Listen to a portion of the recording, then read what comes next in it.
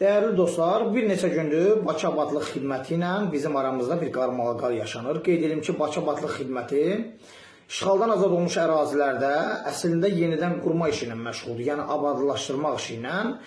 Amma məncə məsələdə biraz istiqaməti dəyişiblər. Artıq Bakı Abadlıq orada işlətdiyi bir çox adamların, şirkətlərin pulunu ödəmir.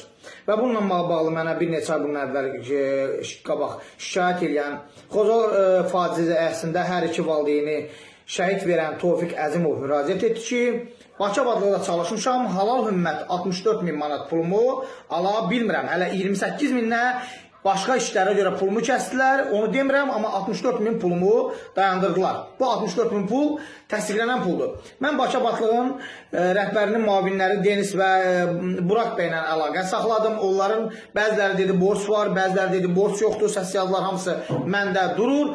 Və borc yoxdur dedikləri halda biz yazandan sonra və Tofiq bəy cənab prezidentə müraciət edəndən sonra, Mehriban xanıma müraciət edəndən sonra və məsələni mən Bünyat müəllimin diqqətinə çatdırandan sonra adamın şirkətinə, şəhid oğlunun şirkətinə 50.000 pul ödədilər. Bu 50.000-in ardından mən həmin buranın mətbuat xidməti mənlə əlaqə saxlamışdı. Təkrar onunla əlaqə saxladım və qeyd elədim ki, bu kimi problemlər həll olunanda mən video çəkirəm, yazı yazıram, çünki ictimailəşdirmişəm və bir təşəkkür borcum varsa onu eləyirəm. Həmin o danışığımızda Lalə xanım qeyd elədi ki, Səfər bəy, artıq 50.000 pul bugün vuruldu, 14.000-nə gələn ay vurulacaq, yəni yanvar ayında. Biz danışmışıq 2024-ün dekabr ayında. Bugün Lalə xanım mənə Azərbaycandan bütün dövlətin, belə deyək də, hüquq mühafizə orqanlarına məni şikayət edib. Səbəb də göstərir ki, Səfər jurnalist deyil və Səfər tutulmalıdır. Ay xanım, mən tutuldum güya. Qarabağda minlərlə çörəyin kəsdiyiniz, maaşın kəsdiyiniz insanların qarnını doyacaqmı? Doymayacaq. Və siz çıxıb efirdə deyirsiniz ki, bizim Tofiqə 14.000 borcumuz yoxdur və bununla bağlı açıqlama yayımsınız. Açıqlama mənim əlimdə var. İndi həmin o səs yazısı var ki, siz özünüz təsdiqləyirsiniz ki, bizim şirkət olaraq Tofiq bəyin şirkətinə 14.000 borcumuz qalıb. Mən həmin səs yazısını yayıram.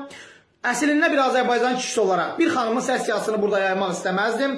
Amma çox təəssüflər olsun ki, Bakı Abadlığın mətbuat xidmətinin rəhbəri Lalə Əliyeva xanım mənim buna məcbur elədi. Lalə xanım, siz biləsiniz ki, media bir etikası var, media davranışı var. Mənim sizin səsinizi yaymaq kimi tam bir haqqım var, hüququm var. Çünki bu səsi mən sizi şantaj xarakterli yaymıram. Siz rəsmi bir, belə deyək də, şirkətin rəsmi nümayəndəsiniz. Siz dediyinizi danırsınız və mən də bu səsi yaymağa məcburam. Dostlar, xahiş edirəm, 39 saniyəlik bir səsli bərabər dinləyək. Lalə xanım burada Tofiq bəyə olan borcu öz dili ilə təsdiq edir. Dinləyək.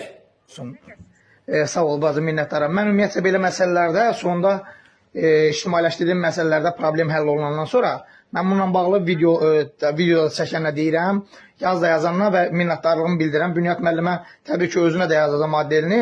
Prosto bir məsələni bilmək istəyirəm. Bilirəm, bunun texniki məsələləri həll olub. Pul köçürülüb, yoxsa yox? Mən onu yazmaq istəyirəm.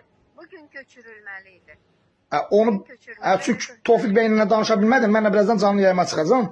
Tofiq bəyinlə danışamadım. Onu bilsəydim köçürülüb. Dedi ki, artıq dedi köçürmə olub, dedi 50.000-nə qədərdir bu daxil. Deyəsən 14.000 gələn aya qalıb. Bu da belə, Lalə xanım, bu artıq bir faktdır. Sağ olun.